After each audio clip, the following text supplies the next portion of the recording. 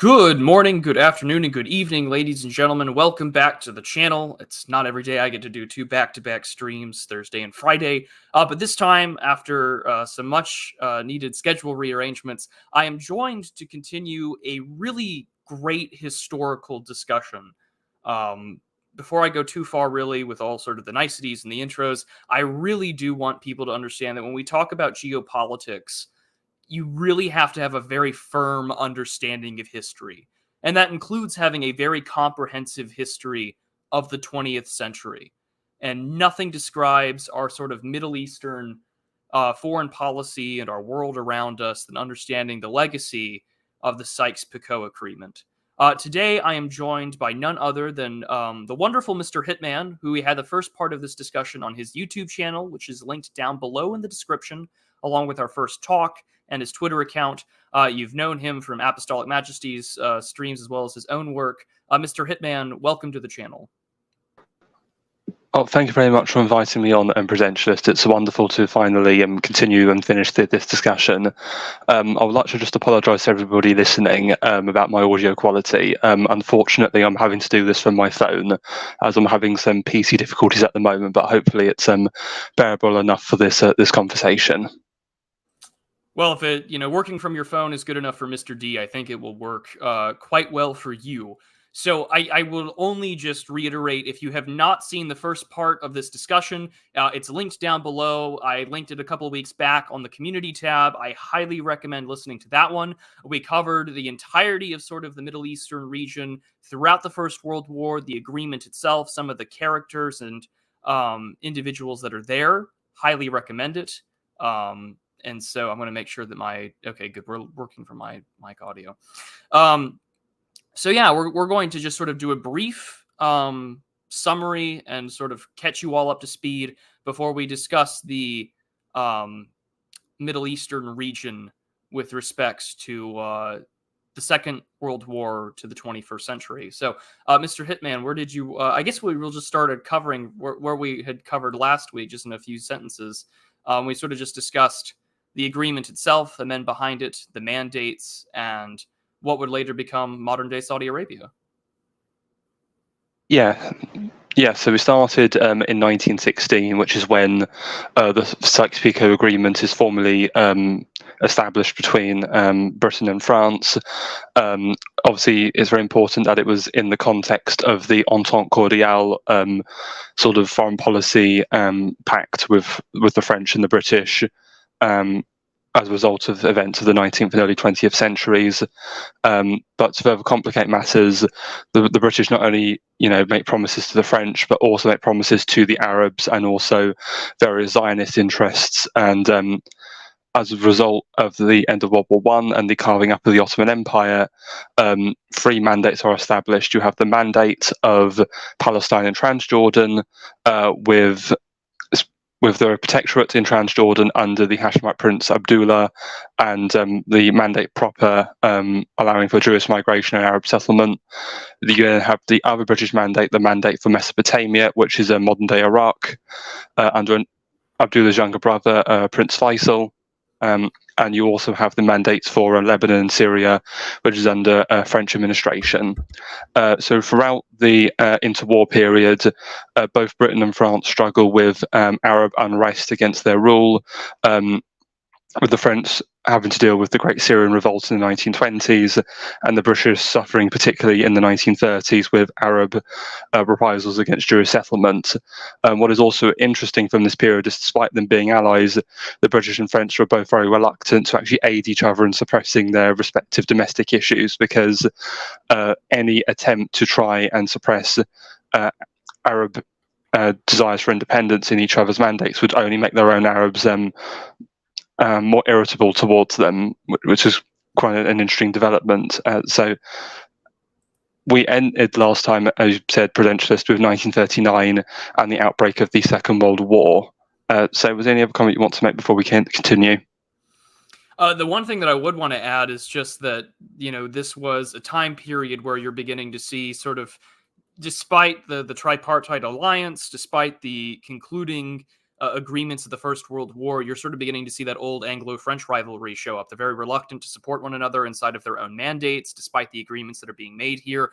There is a general area of distrust between the two great powers at the time, alongside the fact that, as we discussed in the last time, that you had, of course, the Sir Mark Sykes, who would be a major part of what is known as the Sykes-Picot Agreement, being what is considered the grandfather of the Balfour Declaration, and what would later become sort of Jewish Palestine, later Israel in 1948 after the Second World War.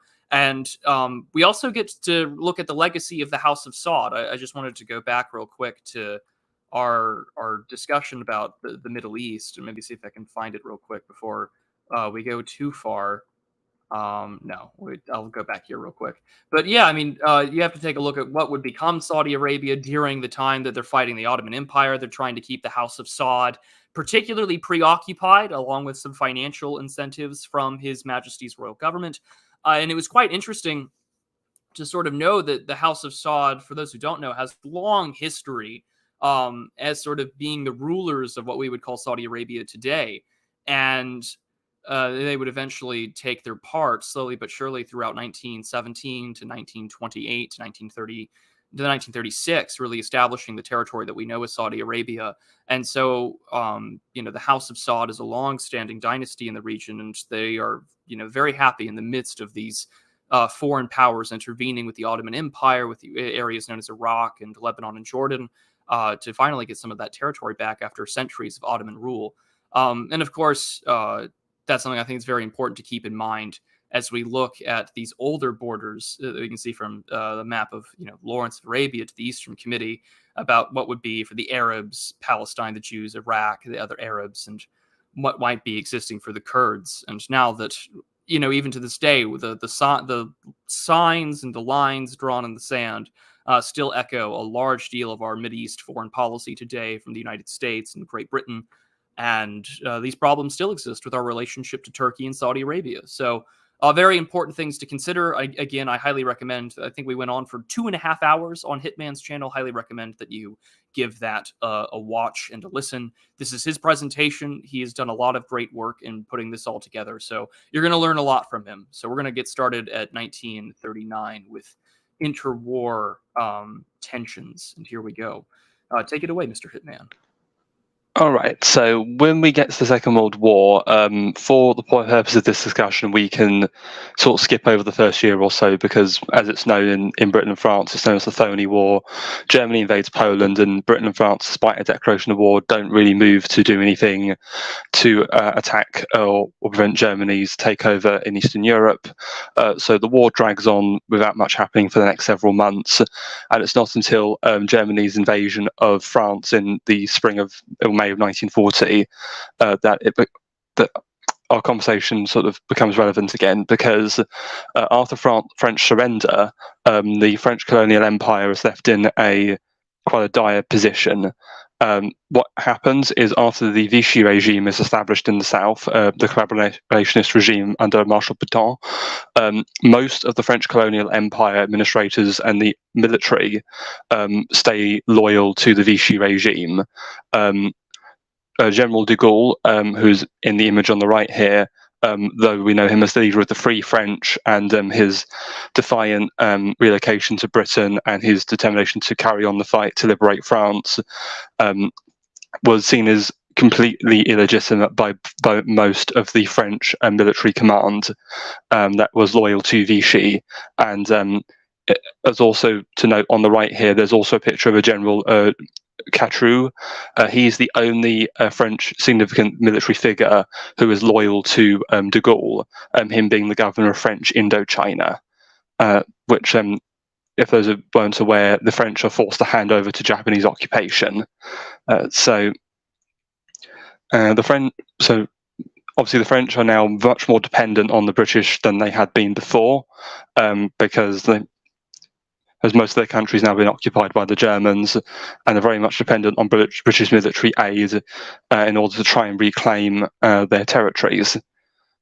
And just moving forward from that, so de Gaulle and Churchill would have a very, very stormy relationship throughout the war. Well,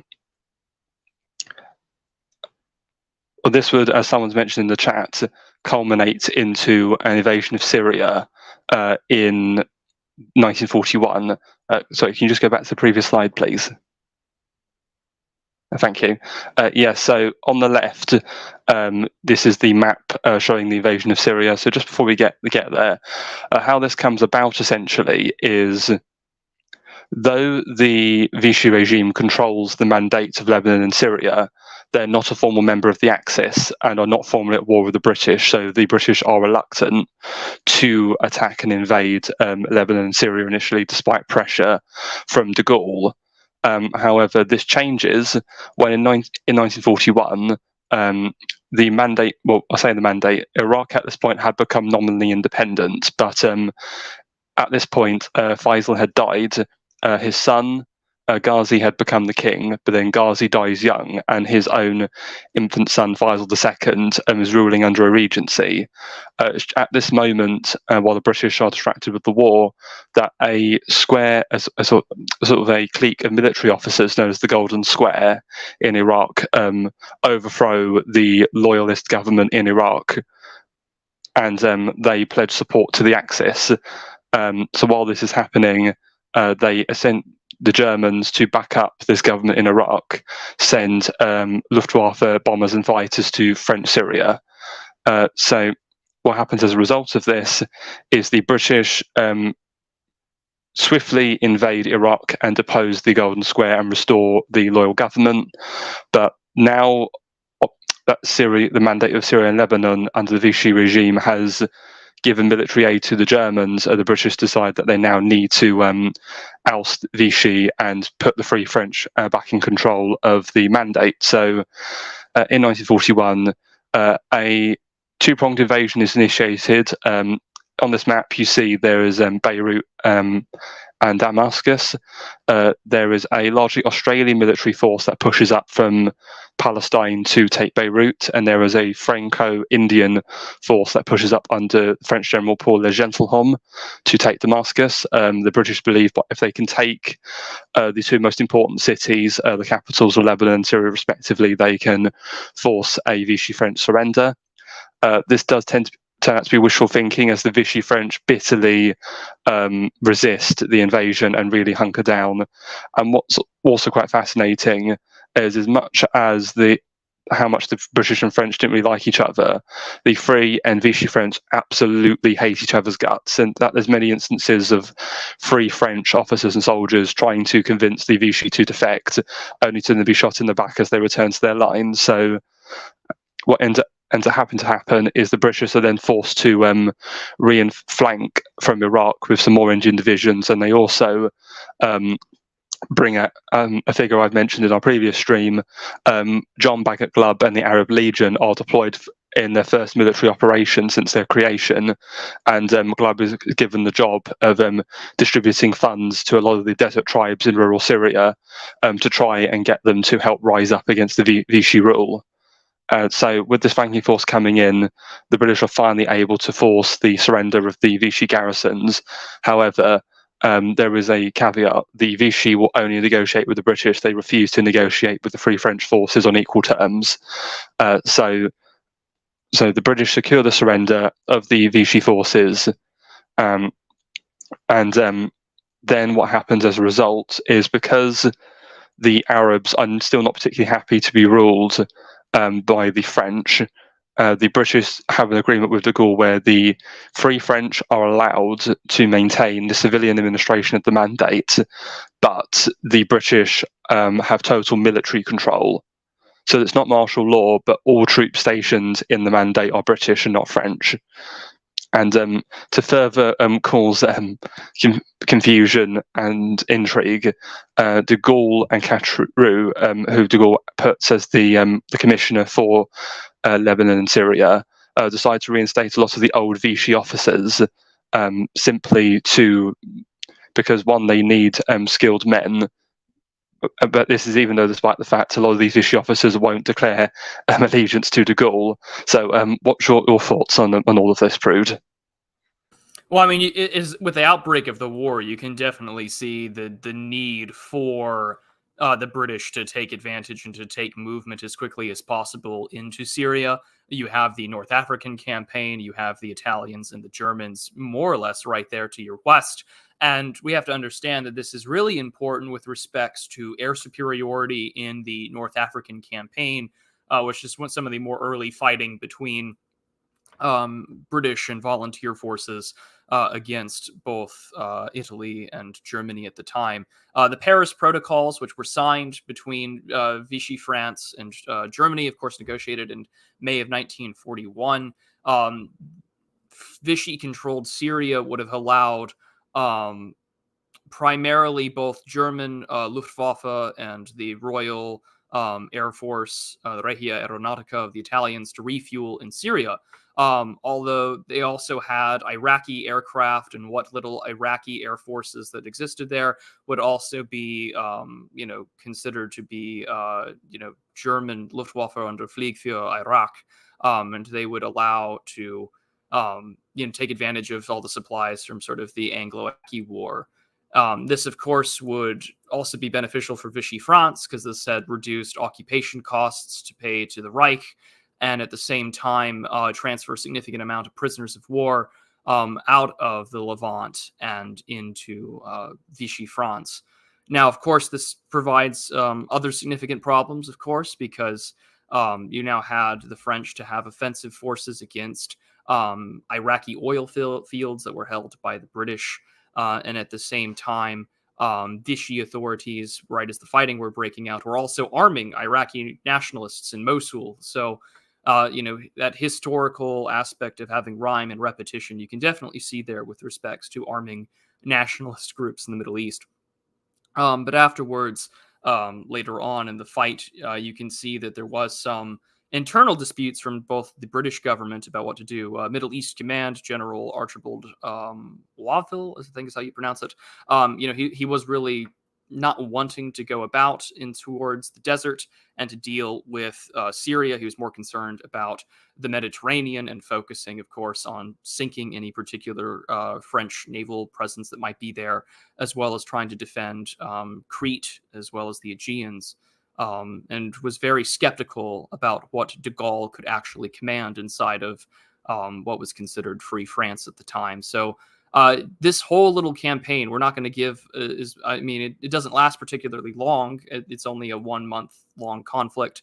But it really does illustrate sort of the differences between cobbled together forces outside of, say, both the German and Italian regimes at the time, but also sort of the Syrian, Lebanon, and Iraqi troops there.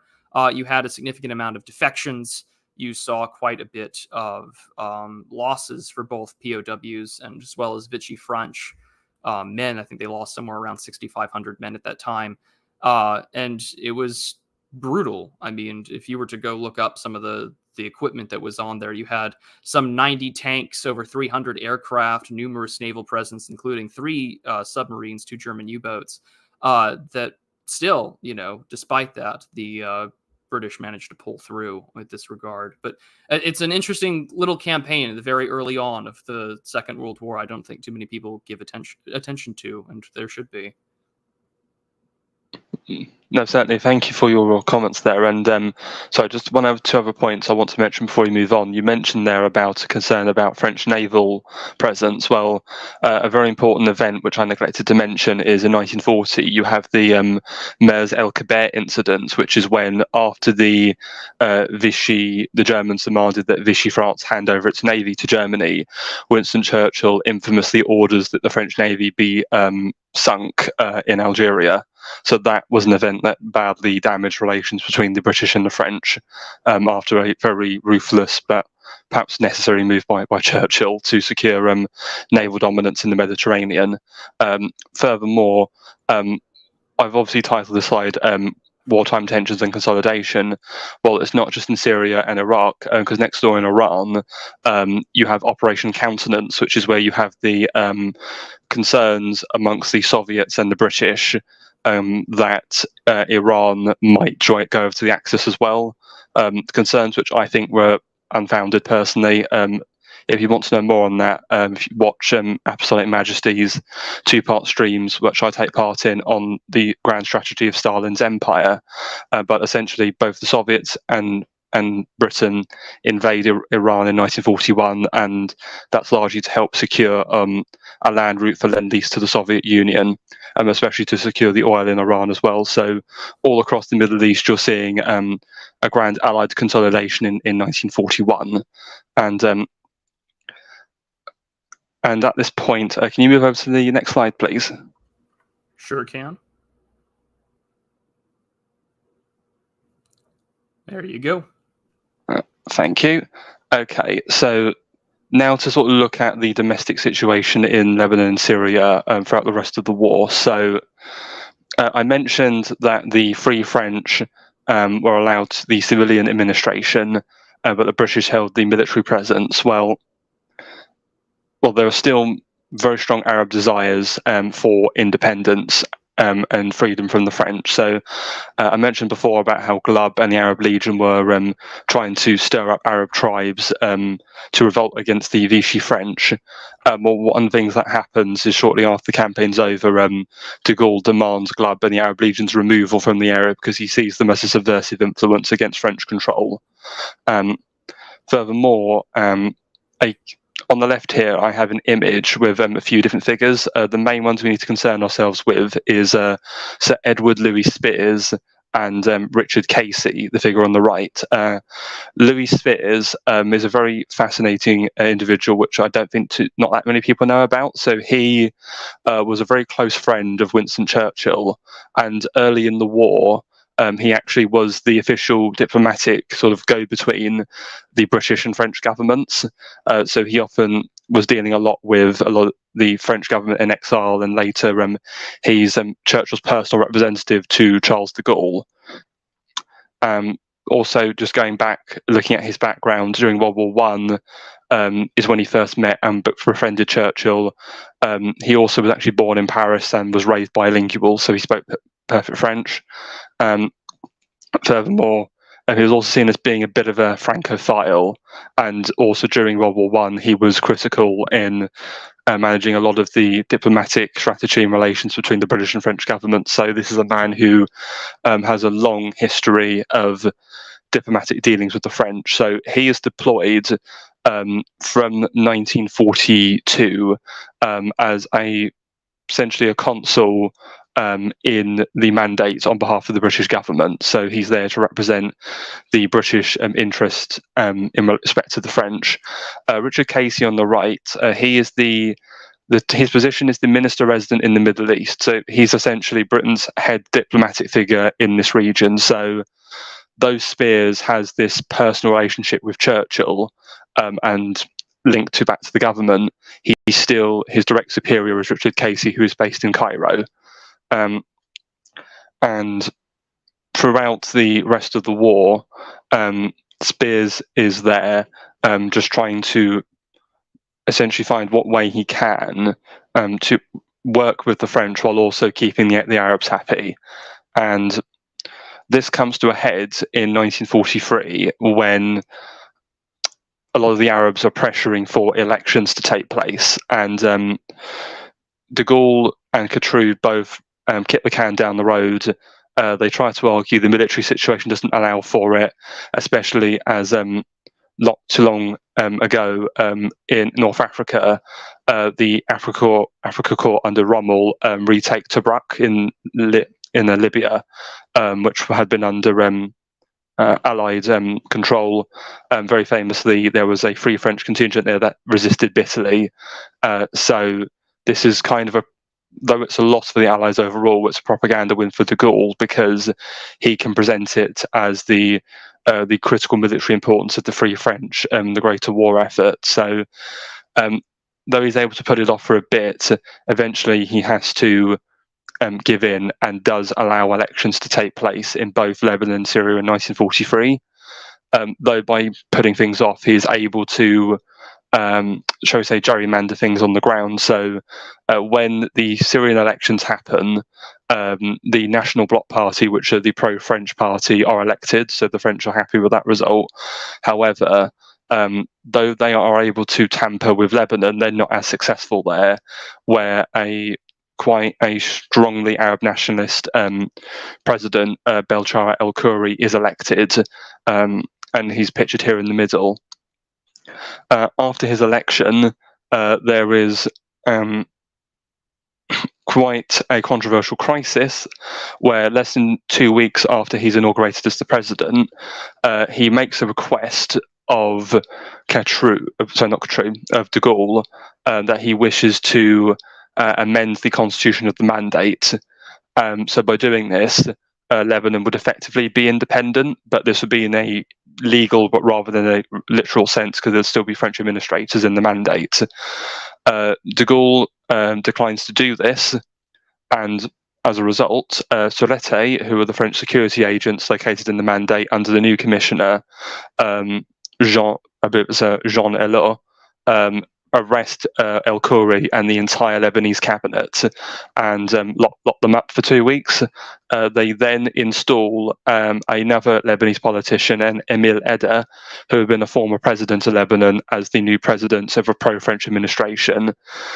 This causes an extremely tense standoff between the British and French governments, as obviously Arab nationalists are furious over this French action. But as a result of this, Louis Spears is trying to pressure the government and Churchill to crack down on the French, because this is a step too far. However, there are some who feel that Spears is over-exaggerating and is merely just trying to get his own way. So after a bit of back and forth and an intervention by Richard Casey, Casey has a meeting with Georges Coutu, where he says the French need to reinstate the Lebanese government, or the British will reinstate martial law in Lebanon. And in response to this, Coutu says to Casey, "This is another for shoulder, isn't it?" Just to quick reminder back to the previous discussion, in the late 19th century, you have the Fashoda incident, which is when this is another diplomatic standoff between the British and French governments, where the French were trying to establish a presence in Sudan after they get there first, but the British, having the superior military force, essentially present the French with a fait accompli, and the French are humiliated and forced to withdraw. And this was one of the events that later came around to the creation of the Entente Cordiale. So Georges Coutu feels like France is in a similar situation as they were all those years ago, and they are forced to concede to the British demands, and the Lebanese government is reinstated. And this was, I forget the exact date, but this was November 1943. But in Lebanon today, this date is actually considered their sort of formal National Independence Day. So it's incredibly important to anybody who's Lebanese. Was there any sort of comment you want to make on part of that, Prude? Or? Well, yeah, I mean, I've had a patron of mine, and also a Lebanese dual citizen, Hunger, who's been on the channel a few times. I always have him on to be sort of the resident Lebanon guy I go to when we see Lebanon in the news. But yeah, El Khoury is probably one of the more interesting and also sort of a national hero to a lot of Lebanese nationals. Yeah, of course, the 22nd of November is sort of Lebanese's National Independence Day. He wanted that election, and he was elected as sort of the first president of Lebanon, or he was. He was a strong nationalist. He wanted the French mandate gone. He was arrested by Free French troops, alongside with quite a few others, including Riyad El Sol and Camille Kalmoun, which of course would be the president of Lebanon later in the 1950s. He was one of the main Christian leaders as well. So, he was part of the Eastern Catholic Church, was a strong, adamant supporter for having a more free Lebanon over from the French and from any sort of European control, while also adamantly wanting a more Christian territory in there. And I mean, sort of this Christian history can't be ignored when we take a look at Lebanon today. Even now in its post-Civil War constitution, Lebanon's government has a sort of mandated religious representation balance in there based upon sort of the Maronites, the Alawites, and the Muslims that are in the Lebanese territory today. But he's just a very important story to keep in mind there about, these desires to have your own independence in this region, and that, sort of the tragedy that looks in modern day foreign policy with respects to how the Christians in the region have been treated in that comparison. So yeah, no, absolutely. It's an important story. He's a very important figure in Lebanese history. And I think I'm going to have Hunger on in the future to actually talk about him. So this has actually been inspiring for me. But that's really what I do have to add there. I think that we can probably carry on from here. Thank you for that. And you mentioned Hunger there. Well, while I was doing the research for this, I actually stumbled across Hunger's Substack, and I've read his articles on Lebanon, and they're great, if depressing. But he's got a lot of interesting insight considering his heritage and where he is in the world. But time to move on. So we've talked about Lebanon now. How does Syria break away? So the French were able to hold on to Syria for a decent while longer, and right until just after the end of the war. One of the reasons they were able to do this is as the war goes on, the French are in a better position as more of their colonial territory, like in North Africa, such as Algeria, is liberated. And then eventually in 1944, you have the liberation of Paris and the liberation of continental France. So the French position is strengthening.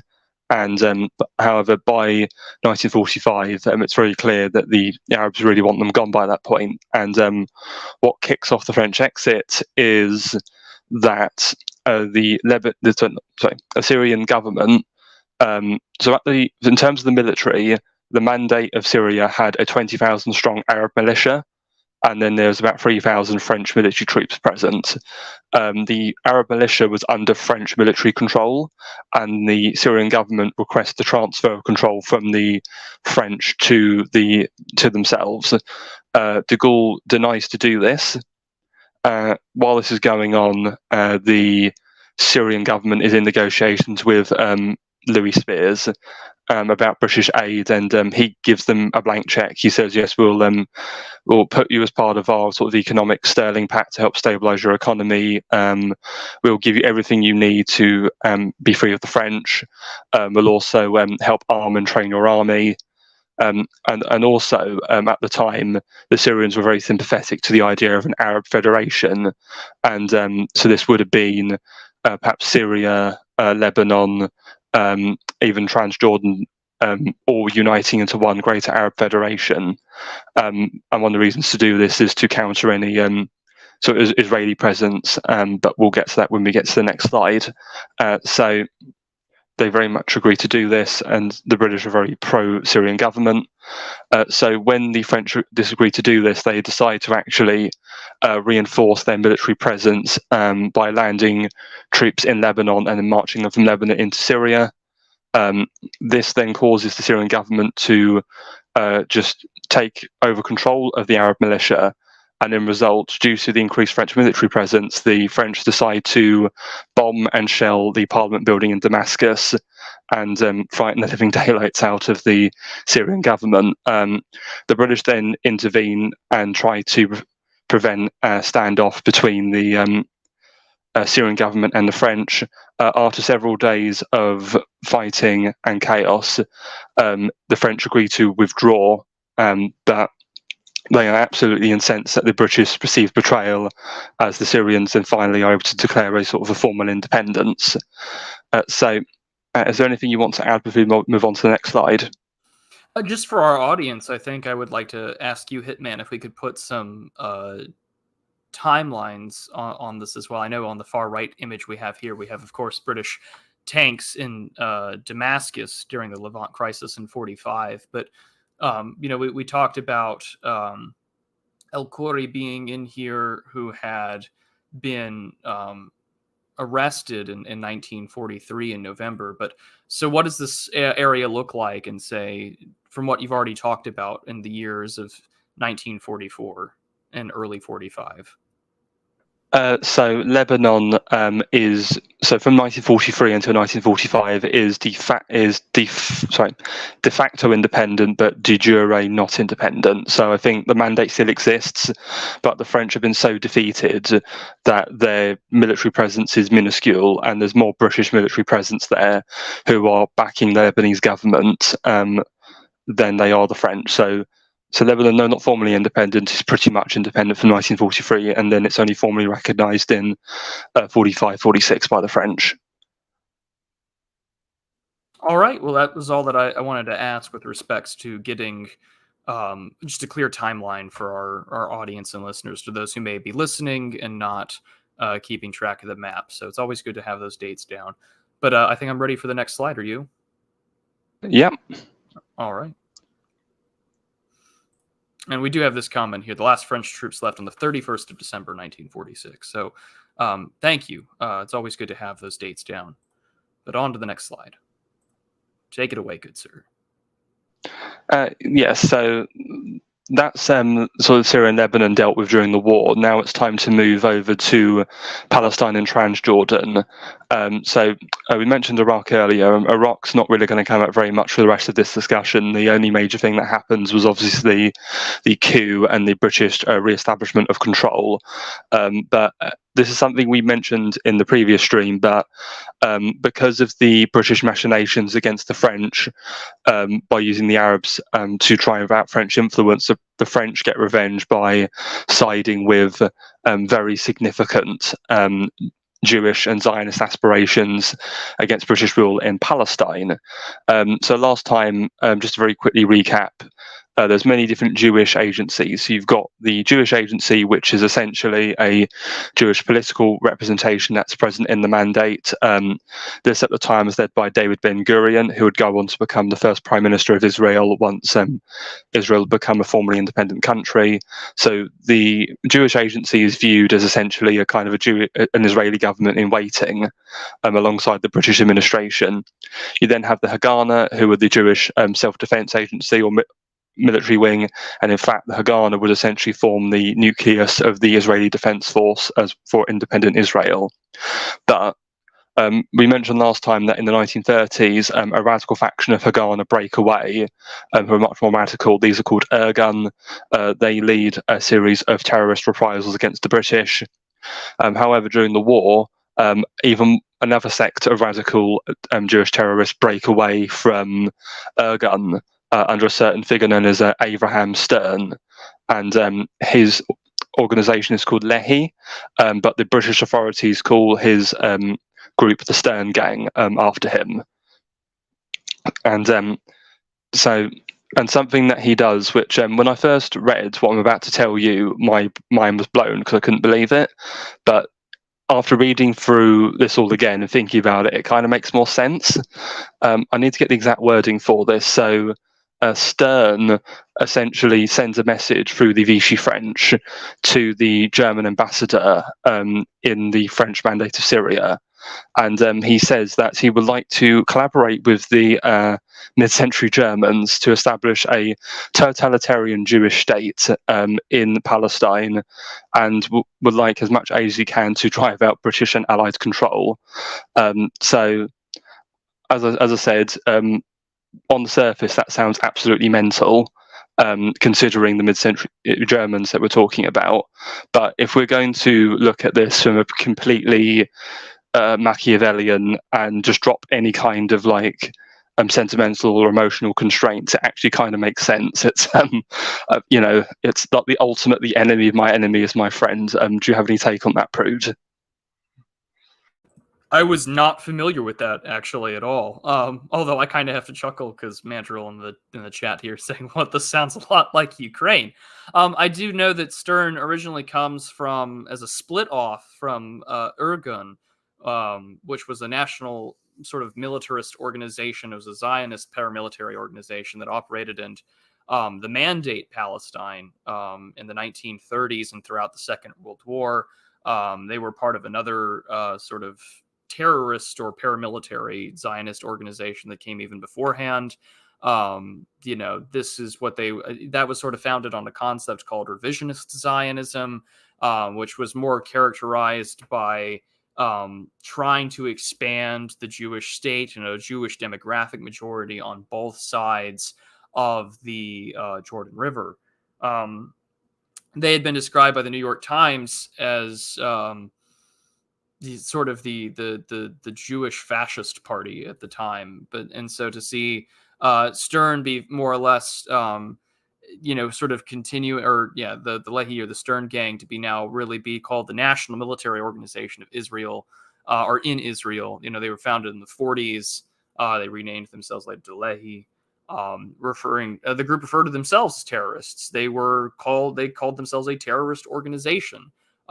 Their leadership, of course, is a little different from, say, what would be called the more fascist sort of militarist Zionism out of the Irguns. They were far more they called themselves revolutionary socialists. And of course, after Greater Israel is established in 1948, they don't do very well with that respect. But they were also a very small group, and were primarily against the British Empire at this time.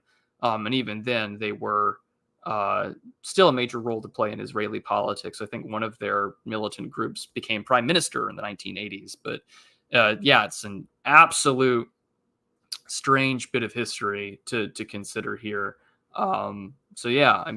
The impact, of course, that Zionists in place. We talked about this in the first discussion with respect to the Balfour Declaration and Sir Mark Sykes being a well-known British scientist and an adopter of the view of British New Israelism that they want the Brits out, despite the fact that really on paper the Brits do want to honor the Balfour Declaration. So it's really just a strange way to look at it. Yeah, there's definitely a revolutionary spirit in both these sides, whether they be considered themselves Bolshevist in their politics or fascist in their sort of identitarian position.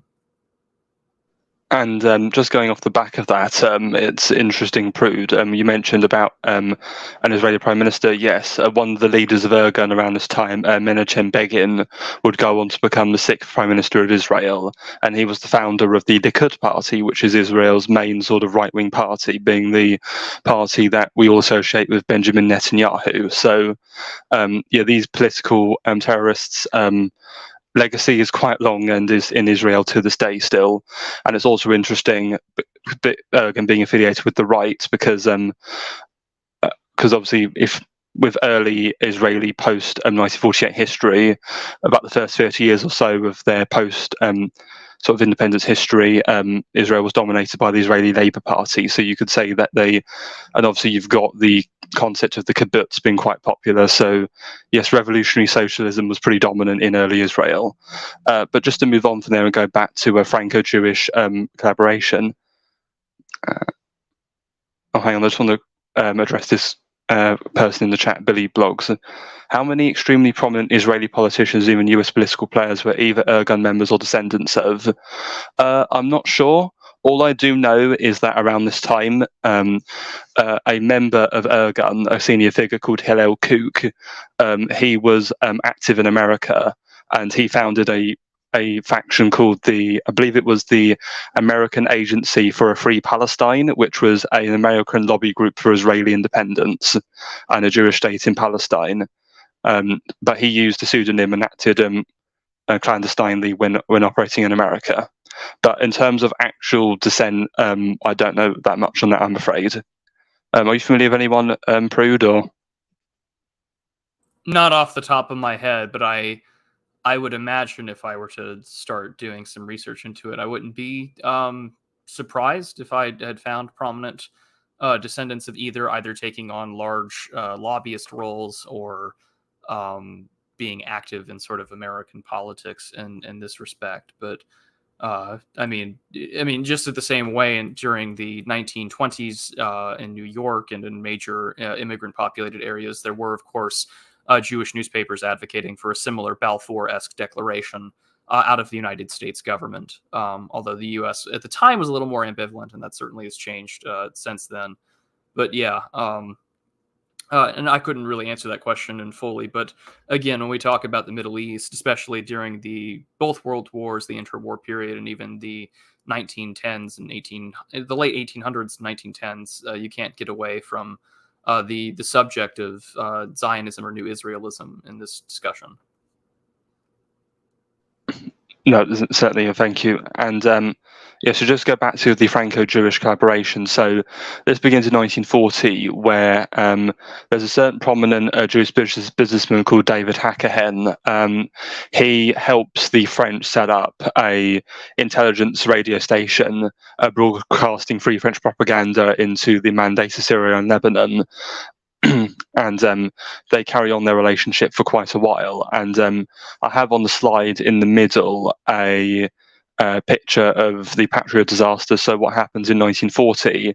This is a refugee ship from Europe full of Jewish refugees who were trying to escape to the Mandate.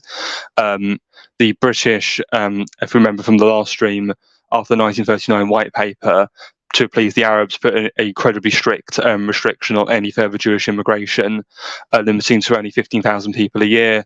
The British authorities refused to allow the Patria to dock, and there's a standoff for several days.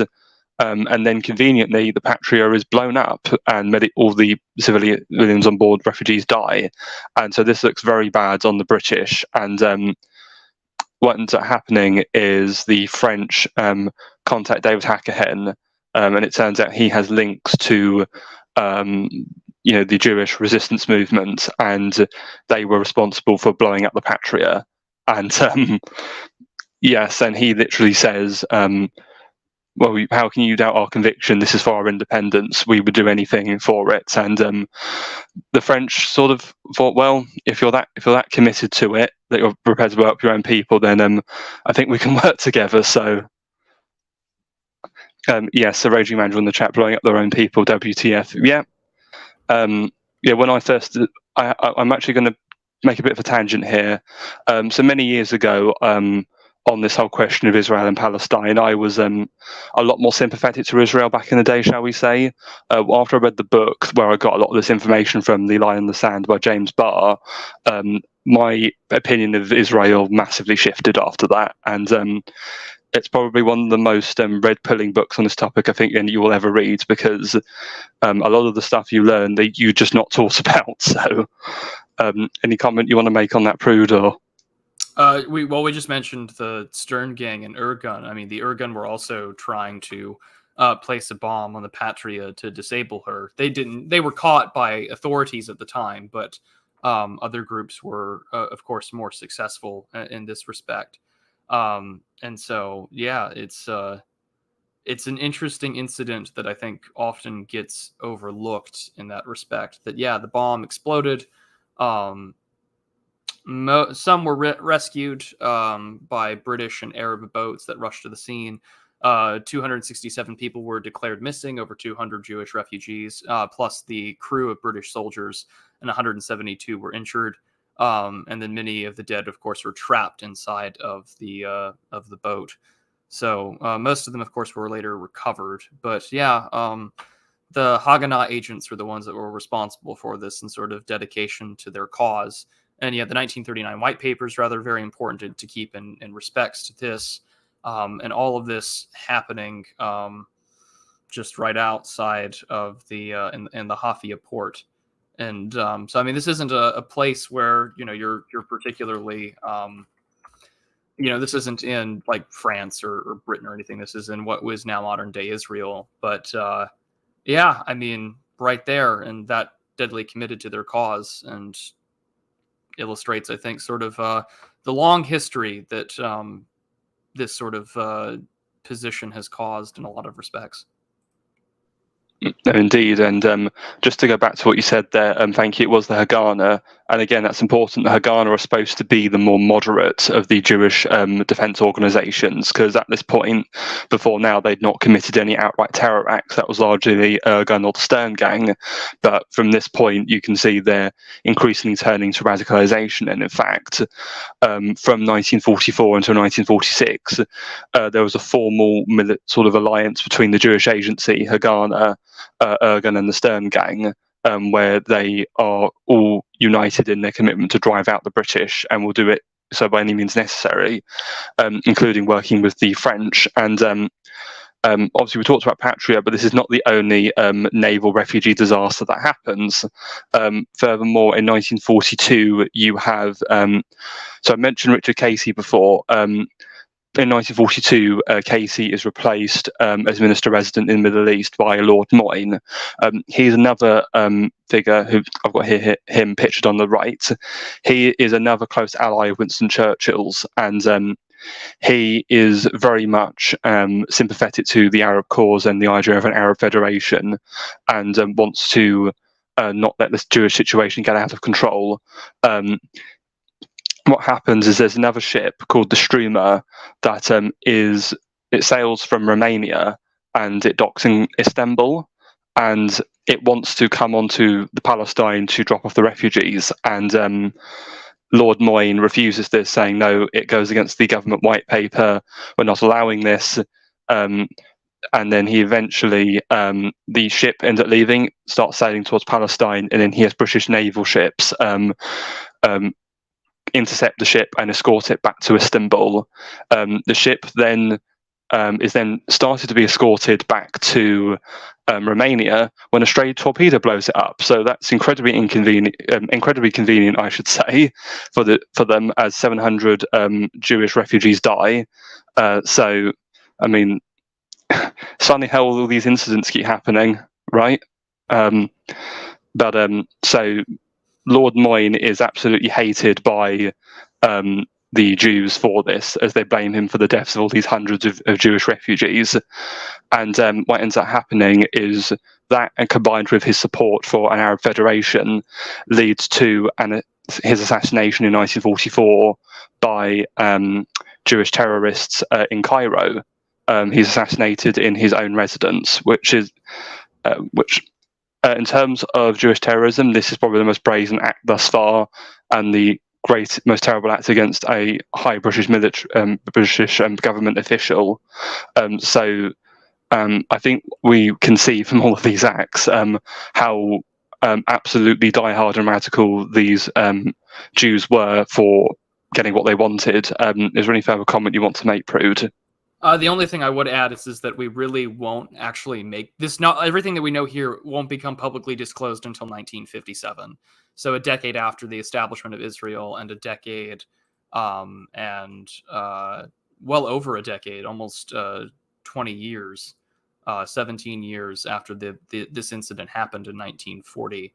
And in fact, it was disclosed by the guy who planted the bomb himself, Munya Mardor. And he said there was never any intent to cause the ship to sink. The British would have used this against the Jewish population to show it as an act of sabotage against the war effort. But nevertheless, it does sort of illustrate the position of what had happened there in 1940. But yeah, and again, this wouldn't be the only incident during the war. But again, we wouldn't actually make this public information until 1957. But yeah. Okay. So with the assassination of Lord Moyne, so the British, though this is a terrible act that's been made against them, they are ultimately powerless to do anything. And from what we've seen thus far, this just encourages further violence from the Jewish resistance, because to their mind it's working. And there are many other smaller scale assassinations against British officials and military personnel. And as I said, this was at its height from 1944 to 46, when all of the various Jewish terrorist groups and political organizations are in alliance with one another.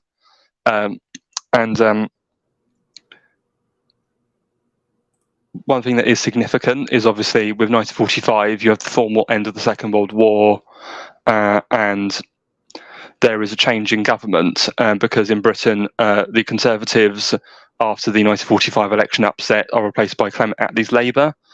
Labour, despite their current status today, were much more sympathetic to Zionism and the Jewish cause back in the day, and are very much committed to eventual Jewish independence or creation of a Jewish state in Palestine. However, despite these ideals, there is a bit of a reality check, as the new foreign minister, Ernest Bevin, who had been the Labour minister during the war, he was someone of, as most Labour MPs were back then, of working class origin. He was a no-nonsense individual, and was very much not an idealist, and very much a pragmatist and a realist. And when he became foreign minister, and was wanting to push through with the creation of a Jewish state, a lot of the Foreign Office civil servants were sort of cautioning him against being too pro. Well, let's say too pro swiftly ending the mandate, and that British influence in this area was still key despite Labour's policy of decolonisation, because I remember around the same time we obviously have the partition of India with the creation of independent India and Pakistan. So from then on, the Jewish agencies then become increasingly frustrated as the British government, in their mind, are still dragging their heels. I've mentioned also before that at this time, the Americans are becoming increasingly sympathetic to the creation of a Jewish state. And as I said, I mentioned Attlee's coming in Britain. Well, in America, FDR passes away and he's replaced by Truman. Truman is very much under the pressure from a lot of the Jewish political figures in America, and there's an infamous meeting where an Arab delegation to him, he kind of has to turn them away, saying, "I'm really sorry, but I simply don't count that many Arab Muslims amongst my constituents," referring to America's significant Jewish population he would have to placate. So this further is intensified, as I mentioned before, by the creation of the lobby group, the American League for a Free Palestine. And also, as you know, later in 1948, you have the infamous 1948 election where he manages to see off a challenge from Republican Thomas Dewey. But what was more significant is in 1946, when Dewey was still the governor of New York. During those midterms, Dewey was up for re-election, and essentially that midterm season was completely dominated by Truman and Dewey trying to outcompete each other by how much they could simp for the Zionist cause. So do you have any take you want to add to that, especially as being an American prude? I would add that there was a significant cultural impact as well. In 1946, there was, of course, the American League for a Free Palestine, which was meant to end sort of mandatory British Palestine. And you had Marlon Brando, Celia Adler, and Paul Mooney in a play called A Flag is Born, which was meant to echo the American Revolution and, sort of the land of Israel in this respect. And this is in 1946, and this is right after the war, and this is one of the first sort of narratives about, bringing about a new nation in the post-World War II era and the post- sort of fascist regimes of Germany, trying really hard to word it here. So yeah, no, there was a lot of cultural input here, written by Ben Hecht, directed by Luther Adler, music by Kurt Weill. Anyone who knows sort of the 1930s, 40s, and 50s,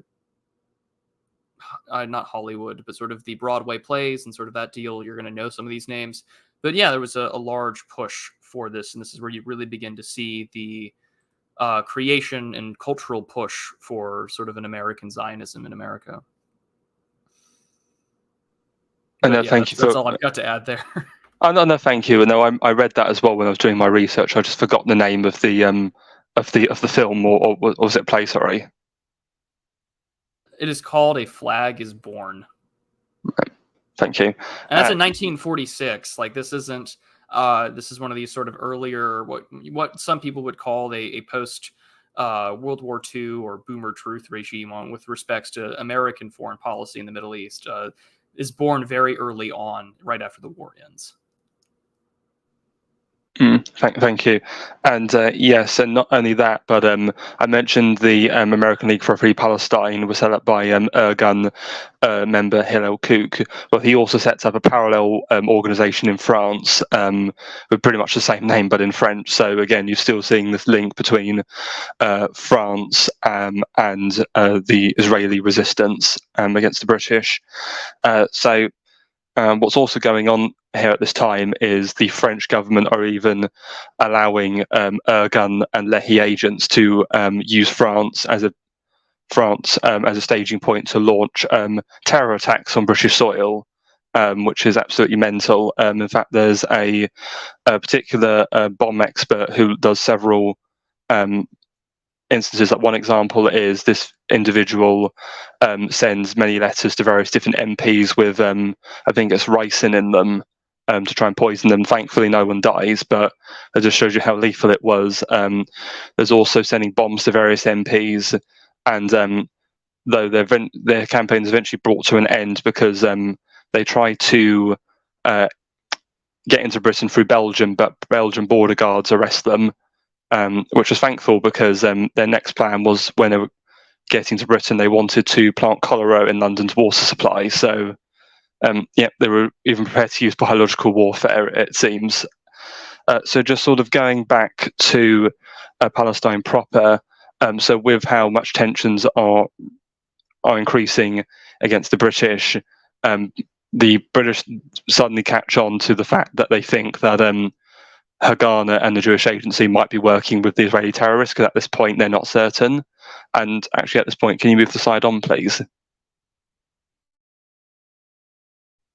Thank you. And so on this slide, I have two images. These are two of the most significant events that happen in this period. So on the left, there's an event on the 29th of June 1946 called Operation Agatha.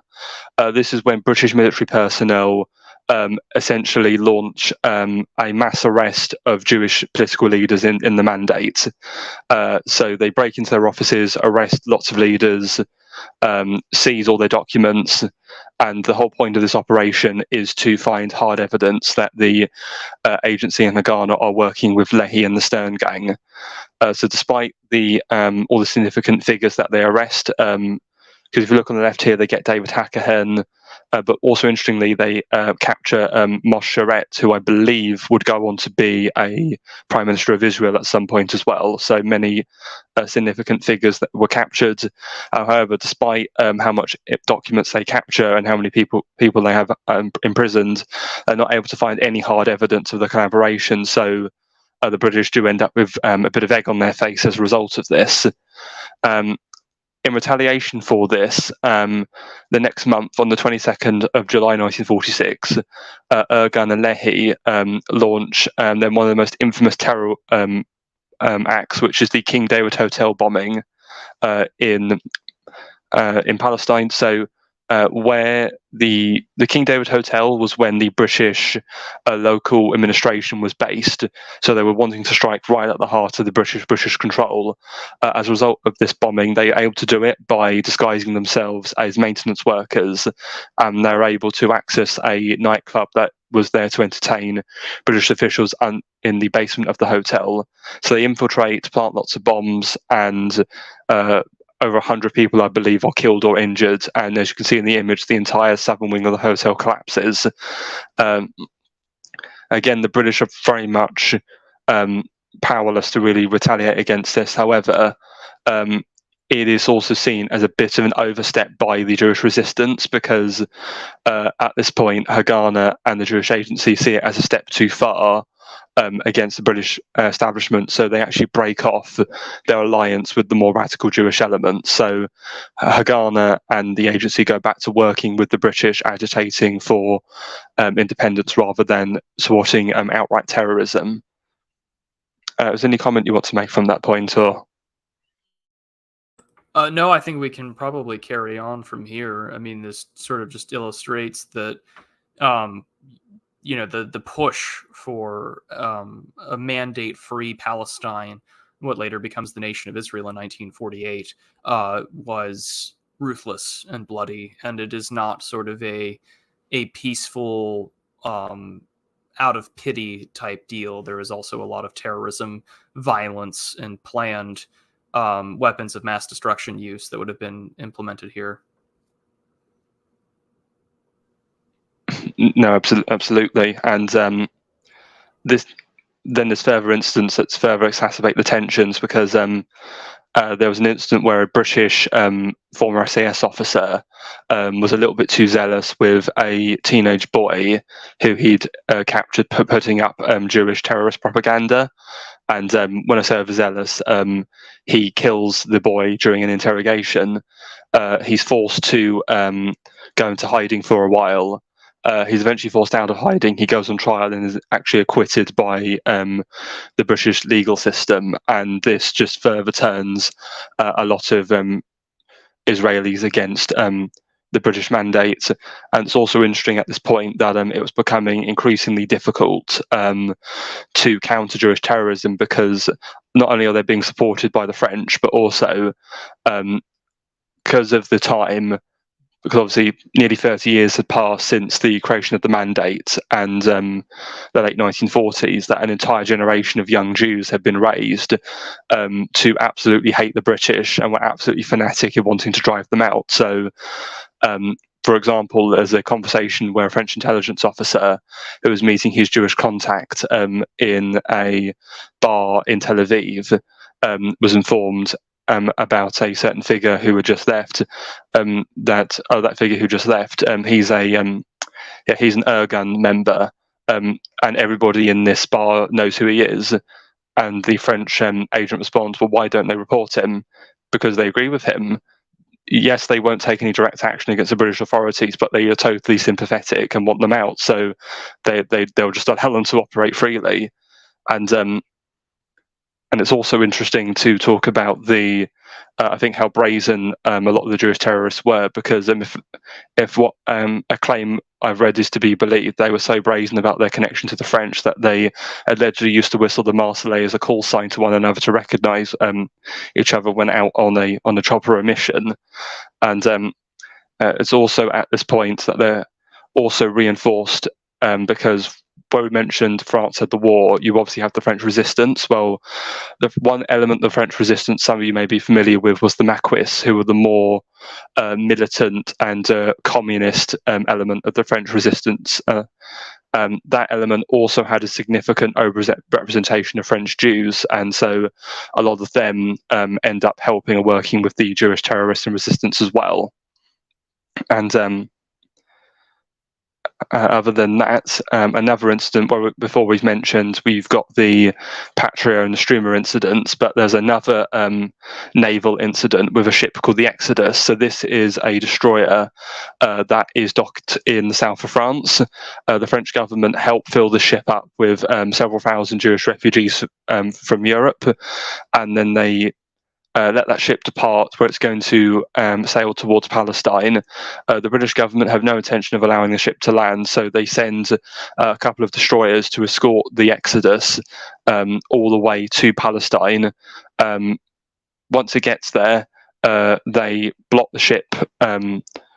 Well, in fact, what happens is the Exodus roughly engage. So the British destroyers roughly engage the Exodus and actually board the ship in some quite severe struggle, and they take over the control. They take it to Palestine, and they then arrange for the ship to then be forcibly sent back to Europe.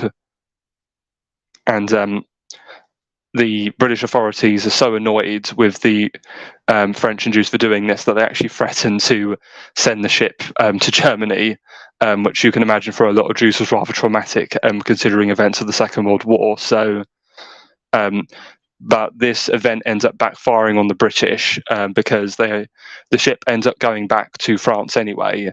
But while this is going on, the League of Nations have sent a commission to investigate the matter of whether to partition or just create a united Palestine. And a lot of these commissioners who inspect and see this incident are not in the least impressed by the British government's handling of this matter, because they just see colonial power roughly handling refugees from a war-torn continent. So is there any further point you want to make on this, Prude, or? I think we're good to carry on.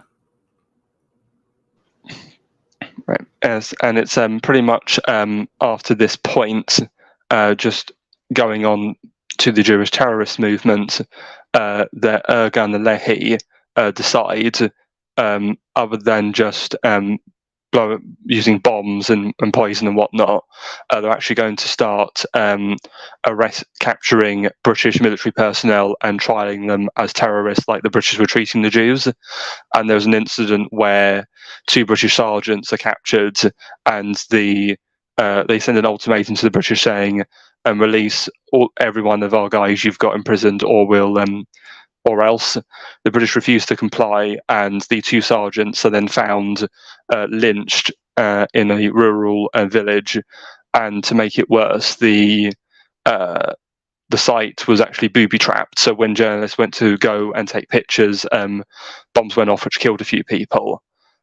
This is plastered completely all over the British press back home, and the British people absolutely were infuriated, and there were actually anti-Jewish riots in Britain with lots of Jewish property and people being hurt and injured, which, if you compare this to the typical British response to terrorist incidents against its own people in today's Britain, the comparison there is quite stark, if you know what I'm referring to. So, but it's in relation to this that the Labour government at this point are pretty much resigned that they can't hold on anymore. And I actually want to look at the... so this is a statement that Hugh Dalton, who was the Chancellor of the Exchequer under Attlee at the time, said to Attlee. "The present state of affairs is not only costly to us in manpower and money, but is, as you and I agree, of no real value from the strategic point of view. You cannot in any case have a secure base on top of a wasp nest, and is exposing our young men for no good purpose to abominable experiences, and is breeding anti-Semites at a most shocking speed." Quite a revealing passage there regarding how they viewed the situation, but it's at this point that the Labour government has said, right, League of Nations, we give up. The mandate's no longer our problem. We will keep administering it for the foreseeable future, but it's your responsibility to decide what to do with the mandate. And so that commission I mentioned earlier, so they investigate and they ask lots of people on the ground, and they decide to put forward a proposal to the League of Nations to vote for partition of a Jewish state and an Arab state. So this goes to the League of Nations. All members of the League of Nations vote. The British abstain. Most of the Western powers support Israel, including the United States. But the vote that is crucial to it passing, because this vote requires a 2/3 majority, was actually the French. They were actually reluctant at first to support partition, but the French ambassador to the UN is actually given a rather sharp talking to by a certain Bernard Baruch, who, for those who aren't aware, was a kind of a George Soros figure, but sort of back in the early 20th century. And he essentially blackmails the French envoy to the UN, saying that if the French don't support partition, he'll ensure that the French stock market doesn't do so well in the near future. So the French, seeing the writing on the wall, comply. They vote in favour of partition, and crucially, the Low Countries, the Netherlands, Belgium and Luxembourg, who were not sure how to vote, and follow the French lead and vote with the French, and those 4 votes are enough to allow the partition vote to pass the UN, and so the UN agreed to partition the mandate. The Arabs understandably are totally furious at this, and actually at this point, can you move the slide on, please? Thank you. And so while we're looking at this map, with the map on the left, so in 1947, the territory in blue is the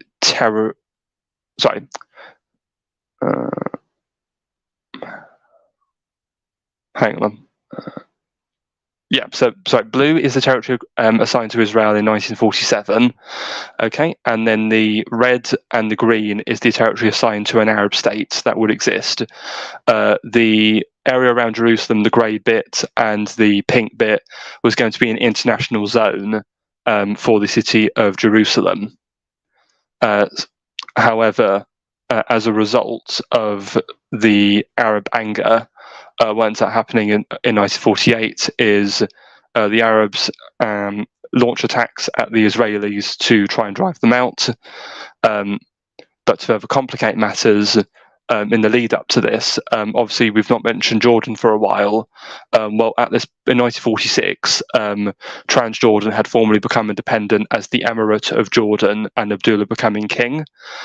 Abdullah had an interest in a lot of the Arab territory in Palestine, and he made several agreements with the Jewish Agency, which some Arab nationalists to this day see as treasonous, where he agreed that he would militarily occupy the Arab areas designed for the Arab state in Palestine and allow the Jews to occupy their bit.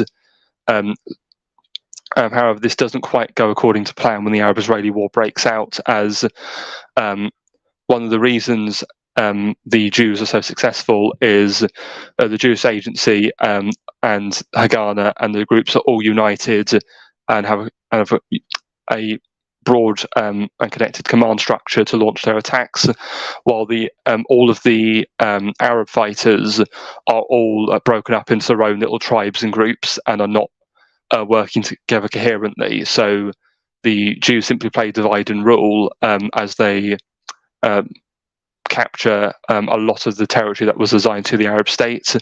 Abdullah, with the Arab Legion under John Bagot-Glubb, are able to secure a significant chunk of the territory designed to the Arab states, being the modern West Bank and the majority of the modern city of Jerusalem. And also interesting mentioning Glubb because obviously, as Jordan, though it was formerly independent of Britain now, it still has significant British influence, as Glubb and many British officers are controlling Jordan's military, the Arab Legion.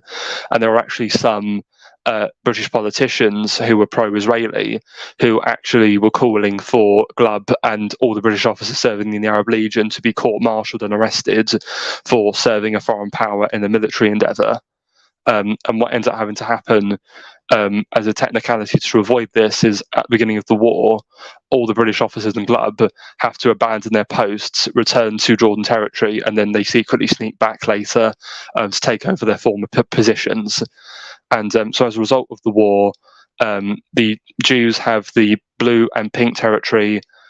Jordan has control of the pink and green territory. The grey territory, which is the little rump of Jerusalem, is held by the Jews, and then the little green around Gaza is held by the Egyptians. Is there any further point you want to make on that, Prude? Or I mean, this is a great setup to what we have the 6 Days War that would come on later on in 1967, the 1948 Arab-Israeli War, and I mean, this is where you begin to see, especially 67 and 48, the real territorial lines that are still being fought over to this day in Israel.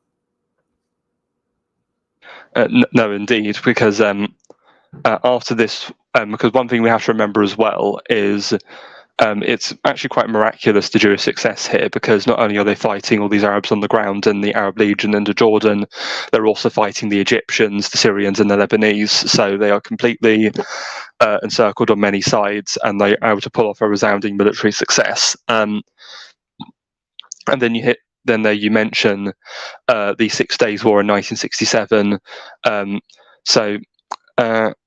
Just to have a bit of a tangent before we get into that proper, but I've mentioned Glubb. I've actually been reading, because I bought quite a few of Glubb's books recently and been reading through them, and he has a really fascinating pamphlet he wrote in the year after the 6 Days War, which is called The Middle Eastern Crisis. And he sort of wrote it because a lot of people wanted his opinion on the situation. And he has a really interesting take, which I kind of want your opinion on, Prude, which is he believes the 6 Days War was largely instigated as per Soviet machinations, essentially. To his mind, the war starts because Egypt attacks the Israelis. He said this happens because the Soviets gave false intelligence to Egypt that suggested that Israel was going to launch a preemptive strike on Syria. And so as a result, to prevent this happening, Egypt attacks Israel, and then all the Arab nations join in. Israel, again, has an absolutely astounding successful military campaign, where on this map on the left, pretty much the territory in blue is the territory they control at the start of the war, and in the space of under a week, in the 6 days, all that territory in green they capture. So they capture the entire West Bank, they capture Gaza, and then they capture all of the Sinai Peninsula up to the Suez Canal. And so I just want your opinion, Prue. Do you agree with that take of Glub that it was Soviet machinations, or? I mean, there's a huge Soviet influence inside the Middle East at this time, and we have to keep in mind that they are one of the largest arms suppliers in this area. In fact, this is one of the reasons why some of the largest Soviet stockpile in the world outside of the former Soviet republics is inside of Israel, and it's primarily due to the 6 Days War. And in that respect, I think it's just rather interesting. I think that Glub's got a good point. I think that hindsight indicates, and history also sort of indicates some of this as well, that the Soviets had an interest to sort of keep this area sort of engulfed and embroiled in conflict. But also at the same time, there was significant issues with respects to communication between, say, the Jordans, the Syrians, and the Lebanese forces that were there. So you have intelligence and armaments being supplied by the Soviet Union. You also have poor communication along numerous lines and fronts during both the 6 Days War and other sort of skirmishes outside of it. And then just considering the fact that the Middle East has been a background really for the Soviet Union, now Russia, China, and the United States with respects to sort of the Arabs and the Muslim-Israeli conflicts that still exist to this day. Yeah, I'm not surprised at all that Glub would make the conclusion that the Soviets played a large role in this. Yeah, thank you for your point there. And sorry, something I forgot to mention regarding territory, but also in the northeast, you can see that Israel also captured the Golan Heights, which is a border territory with Syria, which is an area of height and plateau. So it's a perfect commanding bit of land to hold in that area for further defense against Syria. So other than that, and when last time we talked about the Hatay region of Syria that broke away and joined Turkey, those are the only real significant territorial changes between these Arab states, other than the changing of hands regarding the West Bank and Gaza. Because to follow up this 6 years later in 1973, you have the Yom Kippur War, which is when another showdown between Israel and these new neighboring Arab states. As though Israel is still largely seen as being successful, they don't quite do as well in this war as they did previously, and as a result of this war, they are forced to hand the Sinai. An armistice is agreed, and over several years, they slowly unoccupy the Sinai and have to hand it back to Egypt, and they also leave Gaza as well, but they still hold on to the West Bank and the Golan Heights. It's also interesting because this entire period is very chaotic internationally, because during the 6 years when the Israelis held the one bank of the Suez Canal, the Egyptians actually block the canal and it can't be used, so that causes an absolute nightmare for international trade and shipping, and it actually takes several years after Egypt regains full control of the canal for international traffic to resume moving through the canal. And to sort of go on as a further point from there, just talking about the Arabs in general. So I've talked about Glub. So he was the leader of the Arab Legion in Jordan, though it is important that in 1967 he'd mostly retired at that point, because a significant event in Jordan's history is because I should go back. I mentioned before that a lot of Arabs saw Abdullah as a bit of a traitor to the Arab cause for sort of doing this double dealing with the Israelis to carve up Palestine. Abdullah was assassinated in 1948 by an Arab nationalist.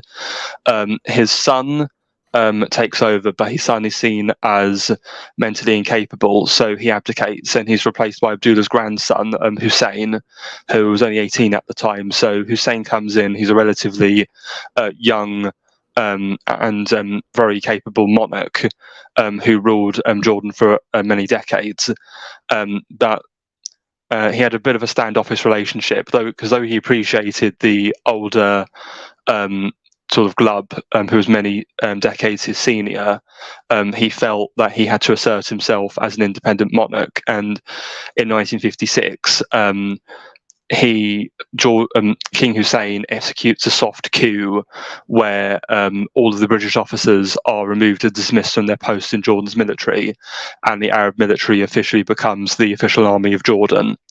But despite that, Glubb would remain good friends with King Hussein for many years, and he would still have a high opinion of the Arabs in Jordan going forward. And in fact, in the 1980s, when Glubb died, Hussein actually read the eulogy at Glubb's funeral. So just going that they still had very strong respect for each other, for everything that he'd done in helping them for the years in service for building the Arab Legion. And even to this day, though it's still not under British control, Jordan's military is still seen as one of the more competent Arab militaries in the region, and to this day, Britain and Jordan still actually conduct joint military exercises. So, despite the fact Britain no longer has any formal presence in the Middle East other than the military bases in Cyprus, there is still a very strong connection to Jordan, which is more than you can say for the Arab nations in the region. Another point to make up is, in fact, can actually move on to the next and final slide? Thank you. While this is also going on, you also have, I mentioned before, there were attempts at or desires for an Arab federation.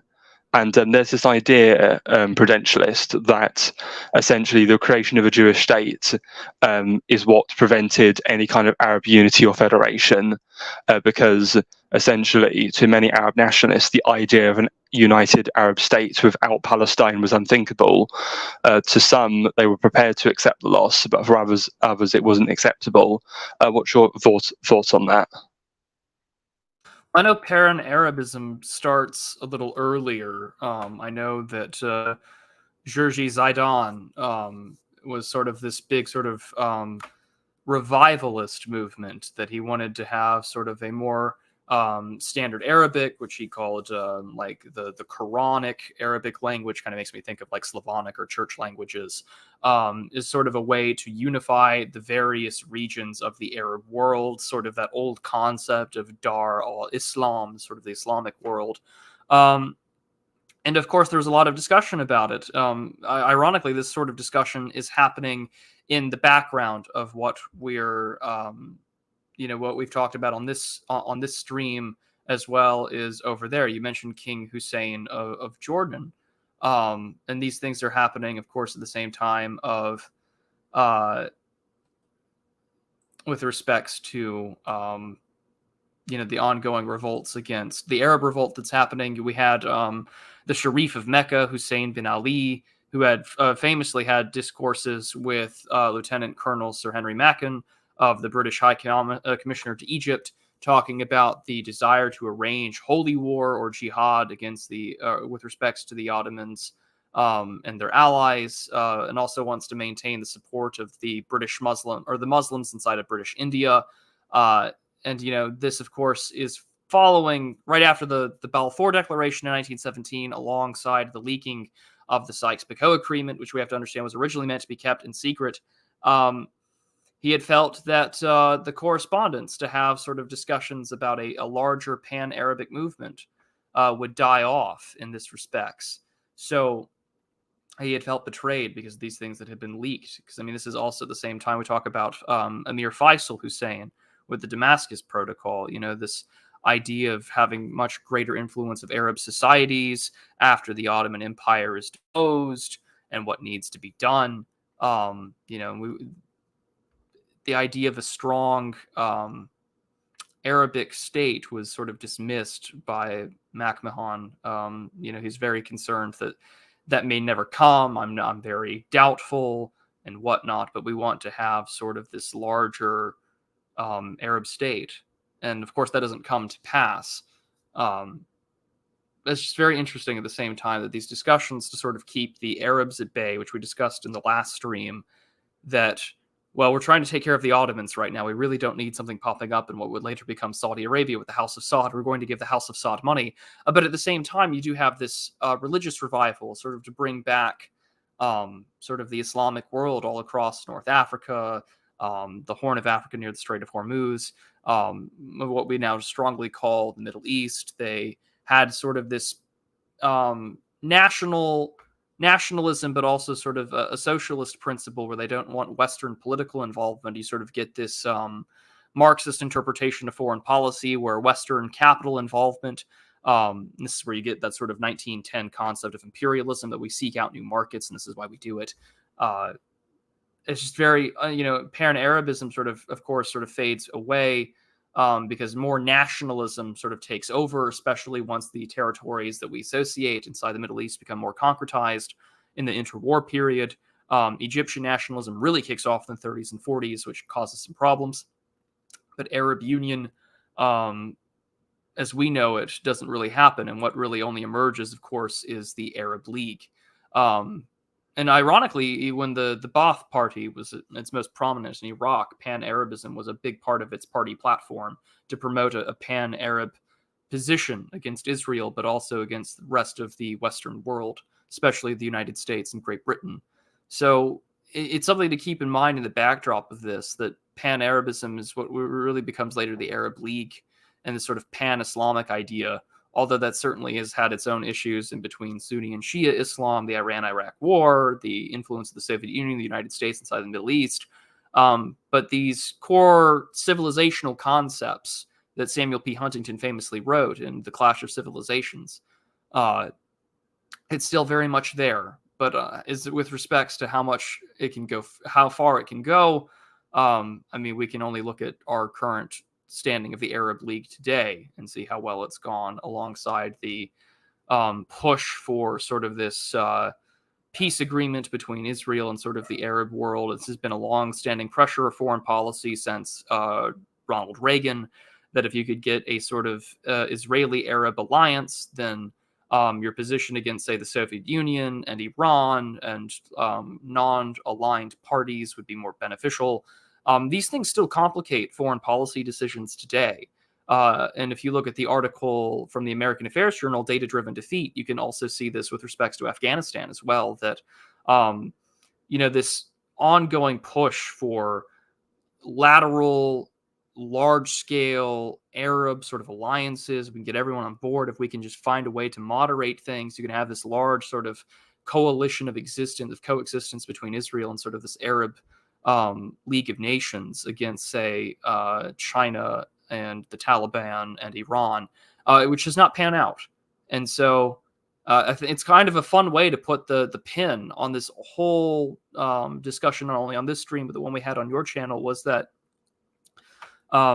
this really is a place where drawing lines in the sand does not bode well, on top of the fact that you have the pressure, of course, during the Balfour Declaration, the emergent Zionism, both in the United States and in England, and then, of course, from Jews themselves, in contrast to these new territories that don't even fully equate to where their ethnic boundaries lie in. The Kurdish question is still being fought over to this day, especially since the 1970s between the Turkish government and, of course, the Kurdish Workers' Party, which has created all sorts of issues with America's foreign policy in the Middle East. But yeah, the legacy of the Sykes-Picot Treaty and what is considered to be duplicity from both the French and the British with this agreement with respects to sort of the Damascus Protocol and pan-Arabism, we're still living in the long shadow of this agreement and the long shadow of trying to implement two very opposing people, two very opposing religions inside the Middle East. And this is the legacy that we live with. Well, thank you for all of those points there. I kind of do want to talk about this issue more broadly, but before I do, I just want to very quickly go over these two images. So obviously I mentioned the Arab Federation, which falls through. However, there are two attempts in this Cold War period to try and form a wider Arab Union. These are the United Arab Republic, which is when Egypt and Syria from 1958 to 1961 were united into a state, and in response to this, the Hashemite monarchs, Faisal II of Iraq and King Hussein of Jordan, formed the Hashemite Confederation, which is a union of Jordan and Iraq in countenance to this. And it's interesting, so rather than seeing one big union, you're kind of seeing the Arab world divided, with the UAR clearly being influenced by the Ba'ath Party and Arab socialism, Arab nationalism, being also very secular. And modernist, whereas with the Hashemite Confederation, I think we could see that this is much more of a cementing of an alliance between two branches of a royal dynasty, being the Hashemites. Both of these would be short-lived because with the United Arab Republic, Syria felt that by 1961, Egypt was very much dominating that union and they felt politically eclipsed, hence why they seceded.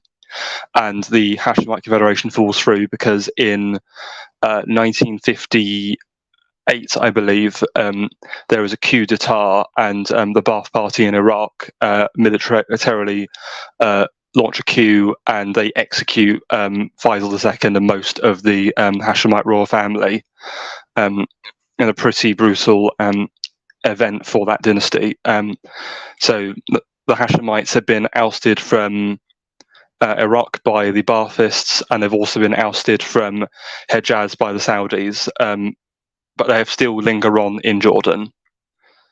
And so that brings the end to these very short-term Arab unions. However, that's not the end, because later in the 70s, a certain Muammar Gaddafi, the leader of Libya, very much becomes a new standard bearer for Arab sort of unity and nationalism, and he on various occasions tries to agitate for sort of a wider Arab federation. Like at one point he proposed one with Tunisia, at another time he also proposed one with Libya, Egypt and Syria.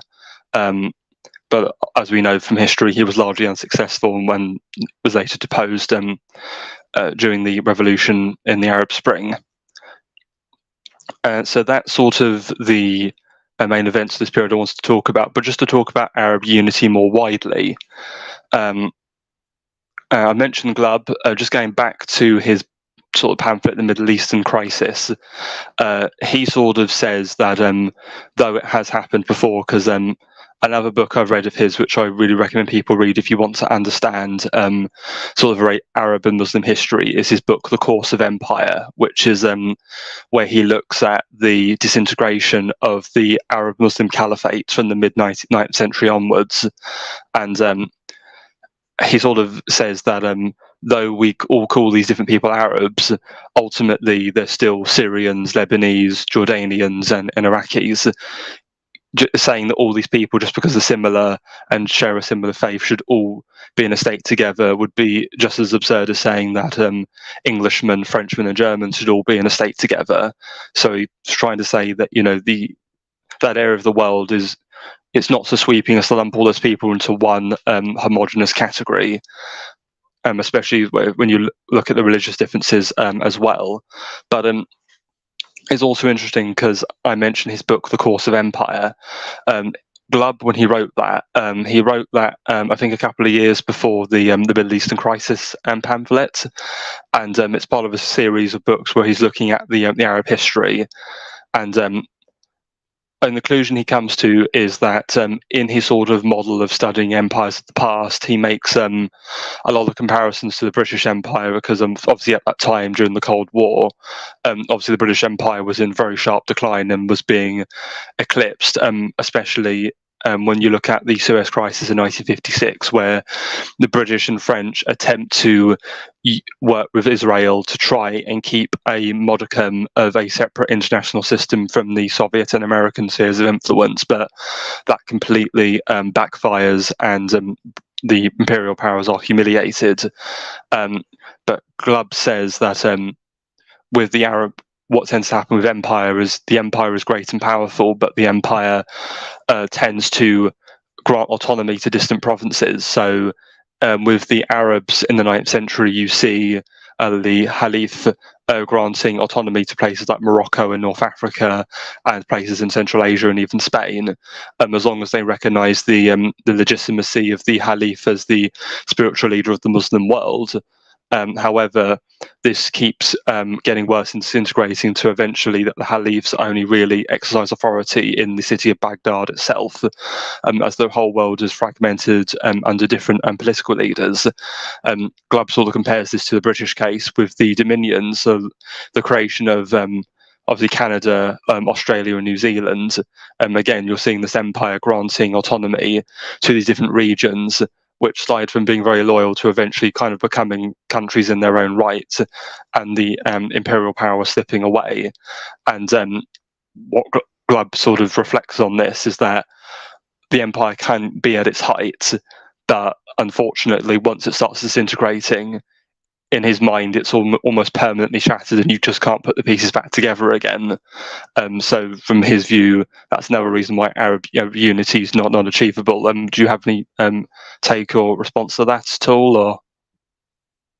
Well, I think that you're going to run into the same issue that you also see with sort of the regionalist or civilizational blocks. This is that you still have to acknowledge ethnicity. This was actually the same critique that Huntington received by Francis Fukuyama, of all people, when he put out The Clash of Civilizations, is that Fukuyama's biggest criticism, ironically, considering we kind of view him as this liberal individual, is that he criticized Huntington for not acknowledging race and ethnicity and identity in his thesis about these civilizational states. So he has this Islamic world, and he sort of has them broken down into the Shia-Sunni category, but Fukuyama had criticized him for not addressing sort of the ethnic or tribal issues that have been there for generations and years. I mean, one has to consider, even inside Ethiopia, the coup that took place in 1974. I mean, what was one of the biggest things that those communists and those revolutionaries were so excited about was that they had taken down someone that was a part of like the Solomonic dynasty, from King Solomon. And so it just illustrates that there's this area with long history, long ethnic and blood ties that has to be considered. So yeah, I would be inclined to agree with Glubb, and as well as with other more contemporary writers, thinkers, that you have to seriously consider that when you talk about these sort of large pan-Arab or pan-ethnic group organizations, because there are still major differences between the two. And so you either rule them with one larger majority group as a leader, sort of similar to the Austro-Hungarian Empire, or you sort of see what we do see now, where there's a general agreement based on the ties of religion, but there's still, Saudi Arabians, there's still Jordanians, and so on. We have seen certain national and ethnic identities emerge because of that. Yes, absolutely, and especially if you look at something like the current civil war in Syria, because the Arab world isn't united, but most of it does support Syria. There are some exceptions. So, for example, Jordan, is largely aligned with the West and supports the Syrian rebels. Saudi Arabia, as well, I believe, also support the Syrian rebels. And then, of course, you have other countries in the Islamic world which aren't Arab, which support the Syrian government. So Iran does, but I believe that's largely religious, because Iran's government is Shiite, and the Bashar al-Assad's family are Alawite, which are an offshoot of Shia Islam. And also you have the Sunni Turks also support the Syrian rebels. So, and speaking of sort of division in the Arab world, we should also briefly mention the Lebanese civil war, which took place from 1975 to 1990. We won't get into it here in depth, because I think you could easily have a whole stream on that conflict, because it's just mental what happens in the Lebanese civil war. But I know we've mentioned Hunger earlier because he talks about it in his articles, but that was a very long sectarian, drawn-out conflict, and I think a disaster for Lebanon as a country to have to deal with that, because I largely think that was as a result of the settlement from when the French mandate packed up and left, because you have the situation where you've got a country, an area where there's significant Christian population, but they're by no means have an overwhelming majority, and they're given significant political office and power over another religious group, that being the Muslims, and the inability of these two groups to reconcile their differences leads to this terrible bloodshed and civil war that lasts over a decade. And then, of course, you have the Syrians come in and intervene. You have Israeli intervention too. There's even American intervention at one point. And so I sort of just wondered, I actually have a bit of a view regarding Lebanon and Syria when I'm looking at the French mandate, because obviously both were governed as part of the same mandate. I've often wondered whether Lebanon may have been more stable had it been made part of a greater Syria than being left to be the small rump state of only a few million people with very strong ethno-religious divides. Do you agree or do you disagree? Or well, if it was going to be incorporated into a greater Syria during these mandates, I would imagine. I mean, it's such a long span of distance for a what if. Would it end up being more like the KRG in Iraq with the Kurdistan regional government? Who knows? Most of American foreign policy in the Middle East has not been good to Christians of any kind, which is just such a sad state of affairs. But I mean, Lebanon, for all of its faults, and I've talked with Hunger before about this. I mean, their post-Civil War constitution keeps a very difficult balance with religion, which is as good as I think you could get it. But of course, the wars and the conflicts has not made it easy for them either for political representation. There's a widespread amount of corruption. Who knows, right? Even if they were greater incorporated into there, perhaps the Syriac Orthodox Church or something could have done greater protection for them. Lord only knows, but perhaps it could have ended up like the KRG. That would have been its best bet. But even then, everything else in the backdrop, right? I think you still would have seen a great deal of violence and bloodshed. And of course, there would have been a great deal. And I mean, Nami points out very clearly that French main power base, and of course you have the Marionite Christians who would have refused to do so. And I mean, even then, right, the Marionites and then say like the greater Orthodox in that area have their own differences. So it would have been a big issue, and I don't see it would have happened. There probably would have been a substantial nationalist movement to break away, or a Christian movement to break away. And I don't think that the French would want to incorporate them into Syria anyways, for the reasons between the French and the English in these mandates and protectorates. You want to have an independent territory protectorate of your own that has access to coastline, and that's what Lebanon has. No, I mean, I think it makes sense from the French perspective why they would want to orchestrate that, but I'm more talking about the greater stability of Lebanon. I mean, one reason I think this is feasible is you need to remember here that Syria, though it is majority Arab Sunni, it does have significant religious minorities which are given autonomy, like the Druze and the Alawites. So my view is why not just give the Christian Maronites their own autonomy within a greater Syria? That way the Christians at least get their rights, but you perhaps could see a greater stability from an enlarged and more powerful Syria. I mean, there's potential there, but I think really at the end of the day, when it comes to these kinds of discussions, there's over a century of history now that we'd have to accommodate for, and it's such a big what if that it would deserve its own apostolic majesty alternate history stream, I think, in that respect. Perhaps I might have to propose it, and he'll get to it one day. But no, that would certainly make for a fascinating conversation. So other than that, I don't think there's really anything else to. Actually, sorry, there is one thing I want to bring up, because you mentioned Samuel Huntington there, obviously the author of The Clash of Civilizations, which is a book I'm fascinated in reading one day, but haven't got around to yet. Obviously, from where you've talked about it, and from where I think AA did a video on it years ago, but Huntington, I believe, is someone who was influenced by Oswald Spengler and was informed by him. Well, I have read Spengler and have read Decline of the West, and I just want to talk about this idea of Magian civilization, which is Spengler's term for the sort of the Middle East, because he obviously lumps all the Arabs and Muslims and the Jews all together into this one civilization, and I would agree with him, because he says their sort of their main defining characteristic is that they're very passionate and spiritual, and I'd say that's very true. So if we're going with that, when you look at the modern Middle East, when we look at this sort of Arab-Israeli antagonism, could we say this is some sort of civil war within the civilization, within Magian civilization? Because as a contrast to that, going back to Glubb again, in that Middle East crisis pamphlet, he says that a lot of Arabs don't like Israel because they, to use a term he uses, they see Israel as a Western imperialist fortress.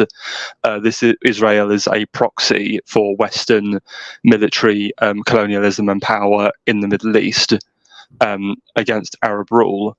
If you want my opinion, I think Glubb is correct and that's how Arabs see it, but I don't think that's quite so true in reality.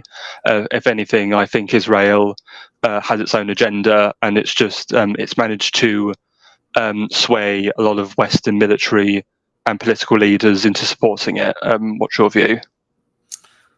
Well, an important thing to keep in mind when Spengler's sort of describing these civilizations is that in the same way he describes the winter, spring, summer, autumn phases of civilization,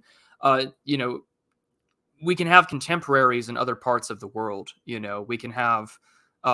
We were just reading an article yesterday on the Digital Archipelago by James Blish, and he was describing that a lot of Americans have their contemporaries in this winter phase of civilization with, say, some of the Chinese in the 1st century, some of the Romans and the 1st century BC. So it was just very interesting in that respect. So I mean, he's very broad in these categorizations, and I think that with respect to the Magians, despite the of course, the 3 Abrahamic religions that are born out of it, of course, Judaism, Christianity, and Islam, that, of course, that they're focused on the Magian civilizations. They're deeply spiritual. They're deeply focused on the mystical, and there's, of course, a much more clannish sort of relationship to it. There are great cities, but there are also people that great travel.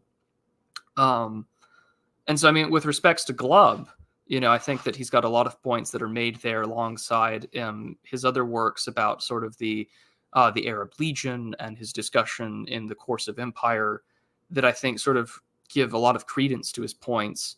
But I think that when you look at that world today, despite the differences, there are also a lot of reasons to have them sort of grouped that way. And refresh me to the exact point of your question before I lose the plot here, if you could, Hitman. Yeah, so what I was asking is when looking at what Israel means in the Middle East, so is it, because in Spengler's view, obviously the Jews are part of the same civilization as the Arabs, they're Magian, so is Israel's presence a kind of a fracture within Magian civilization, or is it, as Glubb says, Israel is a Western imposition into the Middle East as some sort of imperialist colonialism past the colonial age? I don't know. I mean, I think that I would definitely side with the latter part, where it's certainly something more modern, not as Magian. We have to look at its government. It's far more democratic authoritarian than it is anything else, with a strong ethnic bent towards maintaining its own population above all else. Some would say, it's almost kind of fascistic in some respects. I've heard that from some Jewish and Israeli commentators as well. But I think it's different because the Judaism of today is not the Judaism of 5,000 or 4,000 or 3,000 years ago. So yeah, that's something that's really important to keep in mind. I think it's certainly a break from the Magian population and civilization. We have to keep in mind that outside of the small Jewish diaspora that was already in Palestine and the Middle East, most of this is immigrants that come from Europe and other parts of the world. So I think it's different. And I'm of the position that modern Judaism has no relationship to ancient Judaism at all whatsoever. The language was really reconstructed after the destruction of the Second Temple. Most of the old Second Temple Jewish traditions and things that we would associate with Magian Christianity transfer over towards early Christianity, and those really exist only there inside of its post destruction of the Second Temple, 70 AD. So, yeah, I would be inclined to agree that modern Israel, at least with its government, its systems, its people, are far more westernized. Maybe they've gone through their own pseudomorphosis, as Spangler would say, but they are not as Magian as they were 2,000 years ago. Yes, and in fact, you could say that Israel's become more Faustian, but the West has become more Magian. That's sort of a point AA's made before, as in some ways you could argue some American and even some Europeans are more pro-Israel than even the Israelis are, but that's another point. Something else I want to raise up is we've mentioned Spengler and Glubb, but another thinker who's actually made a point that you just brought up is Arnold Toynbee, because in his study of history, he's obviously got all his broad civilizations. So with the Middle East, it's the Syriac civilization, and then the Syriac civilization breaks into two. It becomes the Arabic and the Iranic. But for the Israelis, he has this concept called the fossil civilizations, which are these long dead civilizations that have these fossilized remnants that are still around in the world. And the Jews, Israel is one of them. And other examples he gives are like the Zoroastrian Parsis in India. They're not a very big community, and they claim some link and descent to a distant past, but in their physical presence, they're only really a fossilized remnant of what they once were. I mean, potentially, I think that it's funny. I know more about. I've only read a very little bit of Toynbee. My first exposure to Toynbee was actually reading Henry Kissinger's senior thesis, because he wrote about Toynbee, Kant, and Spangler. So, boy, it was that was my exposure to him first. But I think when you take a look at that aspect of history, there is sort of that historical call that they would make claim to, right? I mean, that is sort of the sectarian call for Israel to exist as the promised land. I won't get into sort of the American evangelical aspects of it. I think that has a lot to do with like Schofield and others, and that's other channels have covered that more in depth than I have. But I think it does really illustrate the big point that Toynbee does make about sort of these maybe not extinct, but vestigial calls, like a vestigial organ. You don't know what the purpose is, but you still have it, and you're trying to make sense of it. And so maybe that exists in that respect there. But I mean, there's also that fundamentally changed aspect. Of course, once there was the diaspora, there was the more of an identity to be framed as anti, I think of the book You Gentiles, for instance. Those things definitely come to my mind. So you could probably do an interesting analysis of Toynbee in Israel, like the modern conception of it, because it's certainly not the conception of Israel that existed pre-Christianity or even, during the early church's existence. So yeah, it's definitely interesting to look into. All right. And on that basis, we've come to the end of the presentation. Unless there's anything else you want to bring up, I think we should bring it to a close. So, well, there were a couple of super chats that were sent in, so I'm going to get to those thoroughly real quickly. I do want to thank our Mr. Hitman for this great presentation. The link to the first talk is on his channel. I have his YouTube channel, the first talk, and his Twitter account linked down below. Highly recommend that you watch him. He's been on Apostolic Majesty's channel before. These guys really do know their stuff. They do put the work in. And Mr. Hitman, if you could just tell the audience what book you got most of your research from. So the book that I got a lot of my research from for this discussion was a book called A Line in the Sand by James Barr.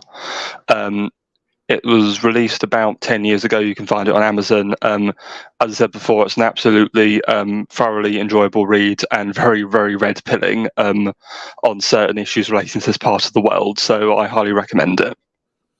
Yeah, absolutely. So if you can get a hold of that book, go for it. I will get a link to it, and I will link it down in the comments after the show. But we'll just start off here. Moose for $9.99 US. Thank you so much, Mr. Moose. He says, just tipping the show. Great guest. Yes, I agree. Mr. Hitman is a fantastic guest. Go subscribe to his channel. Go follow his work on Twitter, and go do so. Patrick Casey sent 2 super chats, one on YouTube that just says support Prude. Well, Mr. Casey, we're restoring order here with a good interpretation of history. So I'm very thankful for that. And then He also sent one for $3 US on Entropy saying, here's the money you demanded. Please release my family. Well, I hate to break it to you, Pat. I sent your family over to Mr. Mystery Grove. And he went offline. So I don't know where your family is anymore. So that definitely keeps in mind with that respect. And then Machiavellius sucks to go for $4.99 US says, hey, well, hello, Mr. Machiavellius sucks to go. Thank you so much. But yeah, so there we go. So if you can give Mr. Hitman a follow over on YouTube and on Twitter, by all means do so, and it'd be well worth your time, and go for it there. But with that, we're going to close up the stream there. I will be live next week on Saturday to cover geopolitics again. We're just getting ourselves back into it. Mr. Hitman, I will make a playlist for this that links your talk and this stream discussion on the air so everyone can watch both parts of the talk. So yeah, by all means, follow and subscribe to Mr. Hitman, and we'll see you all next time. Take care, everyone.